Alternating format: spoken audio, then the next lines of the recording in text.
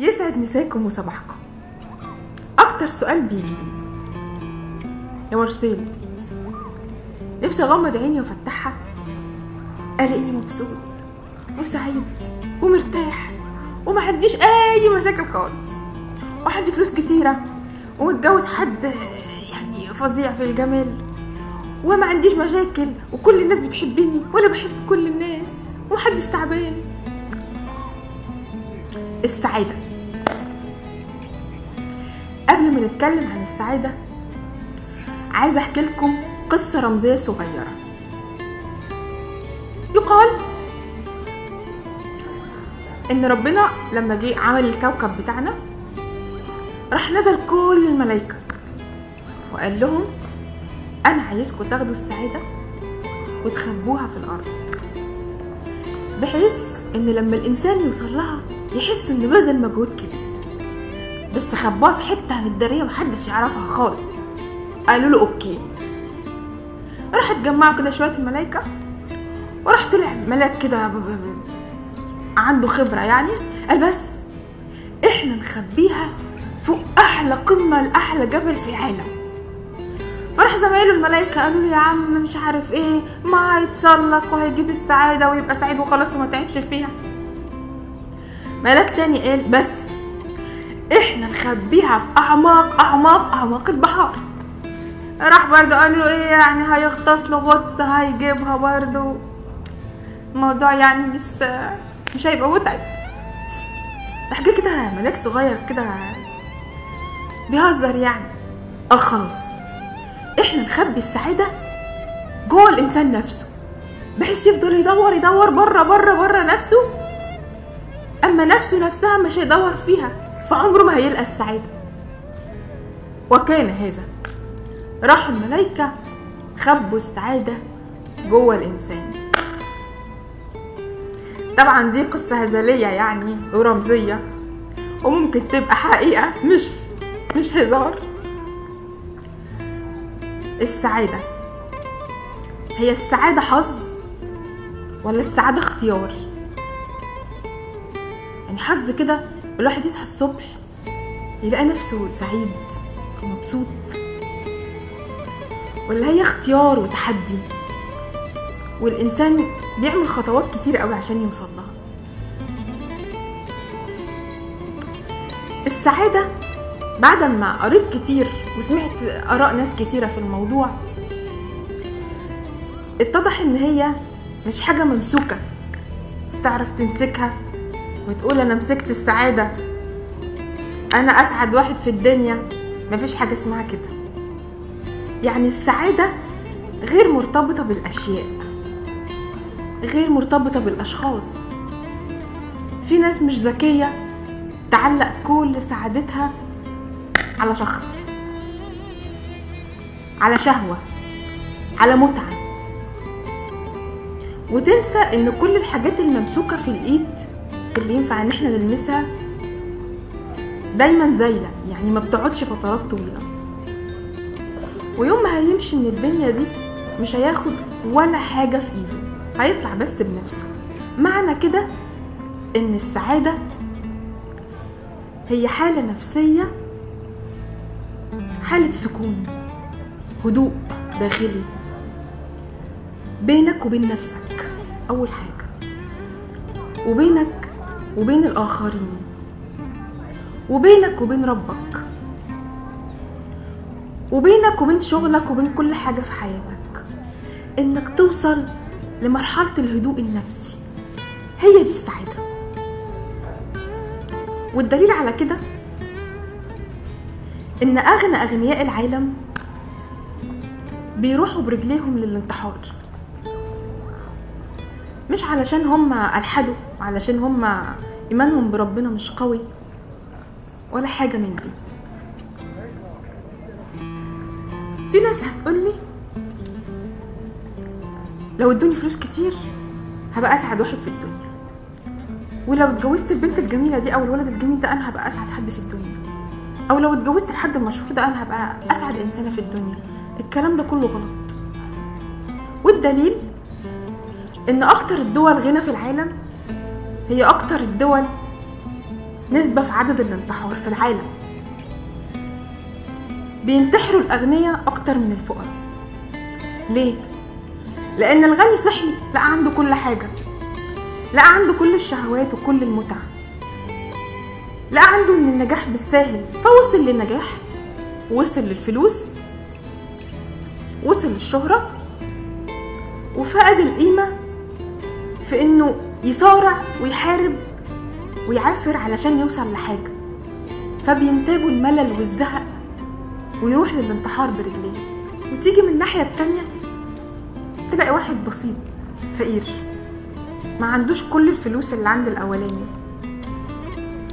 وتلاقيه فاهم معنى السعادة صح.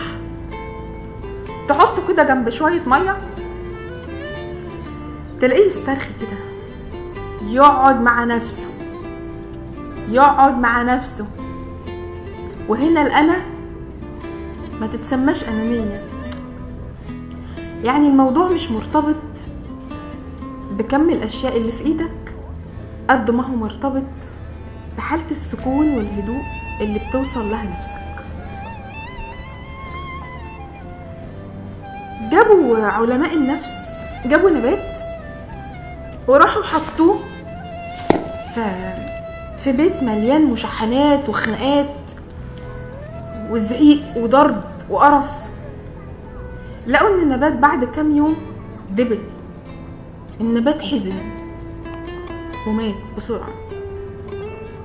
وجابوا نفس النبات حطوه في بيئة هادية وفي بيت هادي مفهوش كم المشاحنات دي، لقوا ان عمره بقى اطول.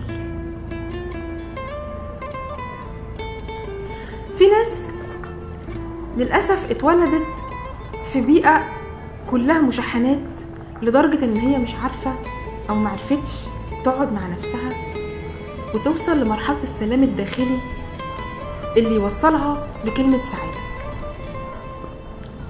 وكان قدامهم اختيارين، يا اما يسيبوا البيئة اللي كلها مشاحنات دي، وطبعا من الناحية التانية دفعوا ضريبة عالية، يا اما يكملوا في البيئة اللي فيها مشاحنات دي ويحاولوا على قد ما يقدروا ان هم يخطفوا وقت لنفسهم، يخطفوا على الأقل ساعة في اليوم يقعدوا فيها مع نفسهم. وهنا الأنا مش أنانية، هنا الأنا ذكاء ودواء لروحك. السعادة اختيار. السعادة إن أي ظروف بتجيلك مش هتأثر فيك. السعادة إنك دايما تبقى بتدرب عينيك إنها تشوف الجزء الإيجابي في كل حاجة في حياتك. يعني مثلا النور قطع وانت دلوقتي خارج على الشغل ومتعصب وعايز تكوي القميص بتاعك، علشان تقلل من حجم المشكلة اللي جاتلك هزر، صور نفسك كده سيلفي وحطها على الفيسبوك وقول لاصحابك عو مثلا. يعني قابل المشكلة بهزار، فتلاقي اصحابك يدخلوا يقولوا لك هو ايه اللي عو مش عارف ايه، بعدين تلاقي نفسك بعد دقيقتين 3 اتلهيت مع اصحابك اللي عمالين يهزروا ويتريقوا عليك وانت بتقول لهم عو، فتلاقي حجم المشكلة الكبير قوي بقد كده. في حين ان قطع النور نفسه، بص انا بكلمكم ازاي عن الفلسفة بتاعت السعادة. قطع النور نفسه انت ممكن تختاره ويكون حاجة اختيارية. لو انت مثلا طالع سفاري دي بقى لا هناك لا مية ولا نور ولا اي حاجة، بس انت طالع تستجم وسط الصحراء وسط الضلمة، هتستجم. الموضوع والمشكلة مش في قطع النور، المشكلة في استقبالك للمواقف. هشوفها بعين بسيطة إيجابية متفائلة، ولا هشوفها بعين نرفزة ونكد ومشاحنات؟ هي الفكرة كلها ان انت بتدرب العين والعقل. هتقولوا لي يعني مفيش مشاكل؟ لا، في مشاكل، في أزمات، أيوة في أزمات، في حزن، أيوة في حزن، بس لازم أبقى دايما حاطط قصاد عيني إن مفيش ولا حاجة من دي هتاخد جوايا أكتر من حجمها الطبيعي. وسمي كل حاجة باسمها الصح. لو سميت النكد انه نكد هيقصف عمرك، ولو سميت الصعوبات اللي بتجيلك ان هي مجرد صعوبات هتعدي، وهتلاقي دايما مخك يفرز حلول للمشكلة اللي انت فيها. يعني لازم تهدى علشان تعرف تطلع حل سليم. وفي ناس اللي احنا بنسمع عليهم الناس العصامية اللي هي طلعت من الفقر دي، بقى يا عيني الدنيا ما ادتهاش لا فلوس ولا شهرة ولا اي حاجة، ومع ذلك عصروا دماغهم وطلعوا وابتكروا افكار توصلهم للفلوس. لكن طبعا مش كل الناس بتشتغل على نفسها، ومش كل الناس بتعرف تبتكر. او مثلا حد نفسه يخس فراح الجيم وعمال يعمل في رياضة ويحرق ويقول مثلا. لو نفس الشخص دوت عنده عينين ايجابية بتشوف الحقائق، وتشوف ان هو بعد ما يبذل رياضة معينة جسمه هيبقى شكله ألطف، هتلاقيه بيستمتع وهو بيلعب الرياضة، يسمع مزيكا وما يهموش أبدا الجهد العضلي اللي بيعمله جسمه. أو أم مثلا بتعمل أكل لولادها أو بتخبز لهم مثلا رغيف عيش، واحدة تلقاها واخدة الموضوع كده بحدية وعصبية، ما أنا مش عارف إيه الجارية اللي جابها لكم، مش عارفة مين، ما أنا مش عارف إيه، وتلقاها واخدة الموضوع بنرفزة، في حين واحدة تانية وهي بتعجن مثلا وبتعمل نفس رغيف العيش دوت تلقاها بتسمع فيروز كده ومستكئة ومبسوطة ان هي هتعمل حاجة لولادها ياكلوها، فولادها يقولوا لها الله.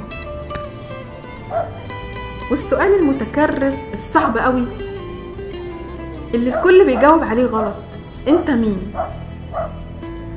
وجاي هنا الحياة دي تعمل ايه؟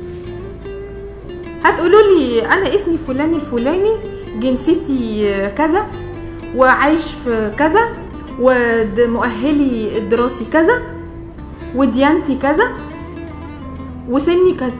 غلط، ده مش انت هي نفسك اللي ربنا حطها جوه الجسم دوت علشان تيجي كوكبنا دوت ويكون ليها بصمة إيجابية خيرة جميلة ليها ولغيرها. يعني أول ما تفتح عينيك الصبح كده وانت خارج، اعزم دايما ان رجليك ما تخطيش غير في الخير، ان لسانك ما يتكلمش غير بالكلمة الطيبة، ان ابتسامتك دي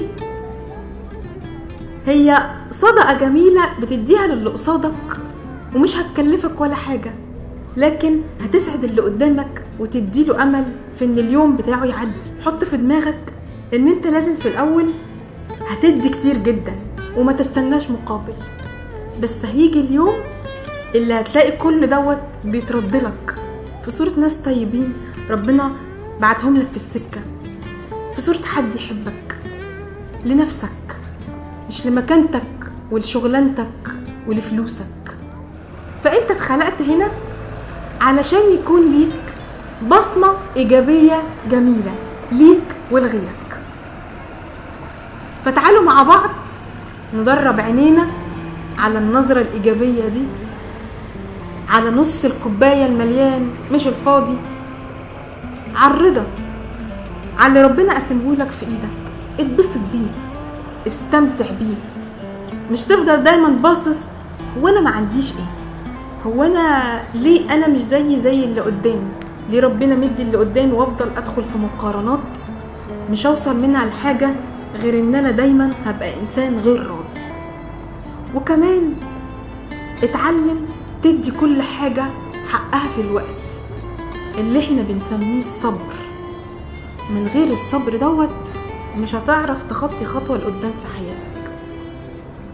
فنرجع ونقول ان السعادة مش هي الاشياء والممتلكات والغنى والشهرة اللي انا بوصل لها، لا، السعادة هي حالة وجدانية نفسية بتوصل بيها مع نفسك لمرحلة السكون والهدوء. هي دي السعادة على حد ما أنا عرفت أوصل. يعني ربنا يدينا عينين راضية وعقول مستنيرة نفسها تتعلم وتفهم يعني ايه حياة،